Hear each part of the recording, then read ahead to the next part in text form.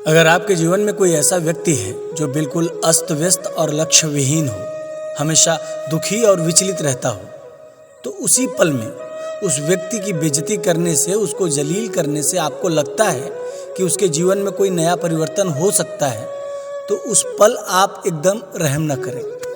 आप बिल्कुल बेरहम और बेशर्म बन जाओ।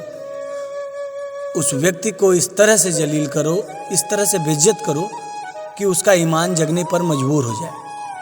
उसकी इस तरह से औकात दिखा दो कि उसी पल से वो अपनी औकात बनाने के पीछे लग जाए। उसके दिनचर्या, उसके जीवन को लेकर ऐसी ऐसी बातें बोलो, इतना जलील कर दो कि उसका ज़मीर जग जाए। इस बात का बिल्कुल भी संकोच न करो कि वो तुम्हारे बारे में क्या सोचेगा। तुम्हारे बुरा बनने से उसके अंदर अगर अपने अस्तित्व को खोजने का विचार आता है तो समझो तुम सफल हुए। हो सकता है कि वो व्यक्ति आजीवन तुमसे बात न करे, पर तुम उसकी चिंता न करो।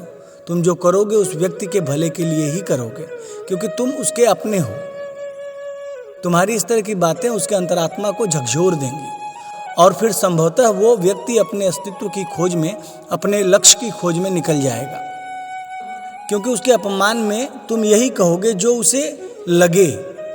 उसके निर्बलता, उसके आलस, उसके बिना किसी लक्ष्य की जिंदगी, उसके बेवजह के दुख और उसके स्वयं के लापरवाही को लेकर जलील करोगे, तो वो व्यक्ति एक बार तो अपने अस्तित्व की खोज में निकलेगा ही निकलेगा।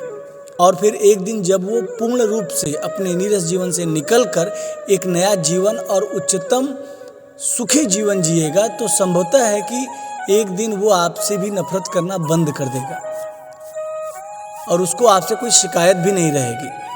अगर आपके बुरा बनने से किसी व्यक्ति के साथ अच्छा होता है तो आप बुरा बन जाओ, परंतु इस बात का सावधानी से ध्यान रखना कि आपका बुरा होना सामने वाले के जीवन में और भी समस्याएं खड़ी कर सकती हैं।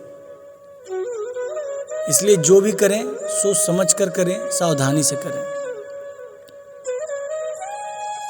क्योंकि भावनाओं की जो चोट होती है वो इंसान के सीधे दिमाग पर, उसके याददाश्त पर वार करती है। फिर दिमाग पर चोट लगा, भावनाओं पे चोट लगा इंसान कभी बातों को भूलता नहीं। तो आपको सावधानी रखनी है कि आप किसको किस तरह का ट्रीटमेंट दे रहे हैं। आप इस बात का ध्यान रखें कि आपकी बातों से चीज़ें बिगड़े ना, चीज़ें बन सकें। अगर चीज़ें बिगड़ रही हैं तो आपको ध्यान देना पड़ेगा और अपने बात करने का, अपने बोलने का लहजा और रास्ता दोनों बदलना पड़ेगा। धन्यवाद।